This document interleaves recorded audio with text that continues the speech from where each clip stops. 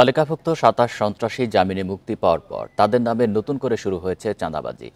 সম্প্রতি বেশ কিছু সন্ত্রাসী ঘটনায় এই ২৭ জনের নাম আসায় নতুন করে আতঙ্ক সৃষ্টি হয়েছে। অপরাধ বিশ্লেষকেরা বলছেন, পুরনো সাম্রাজ্য ফিরে পেতে সন্ত্রাসীরা বেপরোয়া হয়ে উঠেছে। যে কোনো মূল্যে এদের নিয়ন্ত্রণ করতে হবে। যদিও পুলিশের দাবি জামিনপ্রাপ্তদের নজরদারিতে রাখা হয়েছে। ২রা জানুয়ারি রাত ৯টা ৪২ সিসিটিভি ফুটেজে দেখা যায় ককটেল বিস্ফোরণে আহত হয় মিরপুরের রিও ফ্যাশন লিমিটেডের স্টোর কিপার। ঝুট ব্যবসার আধিপত্য নিয়ে এ সন্ত্রাসী ঘটনা ঘটে। সেই রাতে গ্রেপ্তারও হয় একজন। অনুসন্ধানে জানা গেছে, আওয়ামী লীগ সরকারের আমলে মিরপুরের তৈরি পোশাক কারখানার ঝুটের নিয়ন্ত্রণ ছিল সাবেক ওয়ার্ড কাউন্সিলর রজ্জব হোসেনের হাতে। পুলিশ বলছে, ৫ আগস্টের পর ঝুট ব্যবসা নিয়ে নতুন দুই গ্রুপের মধ্যে দ্বন্দ্ব শুরু হয়। গত ১০ জানুয়ারি এলিফ্যান্ট রোডের মাল্টিপ্ল্যান সেন্টারের সামনে দুই ব্যবসায়ীকে কোপানোর নেপথ্যেও ছিল মার্কেট নিয়ন্ত্রণের দ্বন্দ্ব। এ ঘটনায় নাম এসেছে শীর্ষ সন্ত্রাসী সানজিদুল ইসলাম ওরফে ইমন ও ইমামুল হাসান হেলাল ওরফে পিচ্চি হেলালের।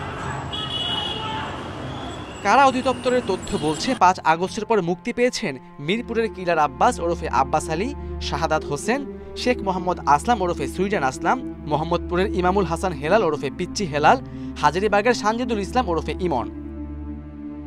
সম্প্রতি বেশ কয়েকটি ঘটনায় এদের নাম আসায় কঠোর নজরদারি প্রয়োজন বলে মনে করছেন অপরাধ বিশ্লেষকরা। অপরাধের অনেকগুলো অপরাধের সাথে তাদের সম্পৃক্ততা যে পাওয়া গেল, তারপরে নজরদারি ঠিকমতো হচ্ছে না বা আদৌ নজরদারি হয়েছে কিনা সেটি নিয়ে সন্দেহ থেকে যায়। বিশ্ব পর্যায়ের সন্ত্রাসীদের অধিকাংশই বা প্রায় সকলেই রাজনৈতিক আশ্রয় প্রশ্রয় আছে। রাজনৈতিক দলগুলোকে এই কমিটমেন্টে আসতে হবে যে তারা কোনো সন্ত্রাসীকে রাজনৈতিক আশ্রয় প্রশ্রয় বা সহযোগিতা করবে না। পুলিশ বলছে, সন্ত্রাসীদের অপকর্ম ও আধিপত্যের লড়াই ঠেকাতে জামিন বাতিলের আবেদন করবে তারা। তাদের কর্মকাণ্ড আমাদের নজরদারির মধ্যে রয়েছে। তারা যদি যে কোনো অপরাধ কর্মের সাথে জড়িত থেকে আইনশৃঙ্খলা পরিস্থিতি অবনতি করার অপচেষ্টায় লিপ্ত হয়, তাহলে আমরা অবশ্যই আইন অনুযায়ী কঠোর ব্যবস্থা গ্রহণ করব।